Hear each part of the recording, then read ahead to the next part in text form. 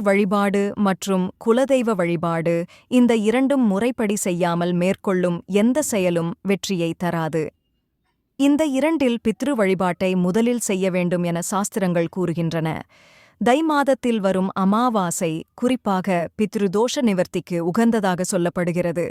மேலும் மாதாமாதம் தர்ப்பணம் செய்ய இயலாதவர்கள் முக்கியமாக தை அமாவாசையில் தர்ப்பணம் கொடுத்தால் முன்னோர்களின் ஆசீர்வாதம் கிடைக்கும், குடும்ப பிரச்சனைகள் நீங்கும், தொழிலில் இருந்து வந்த தடைகளும் நீங்கும். ஆடி புரட்டாசி தை மாதங்களில் வரும் அமாவாசையில் கண்டிப்பாக பித்ரு வழிபாடு மேற்கொள்ள வேண்டும்.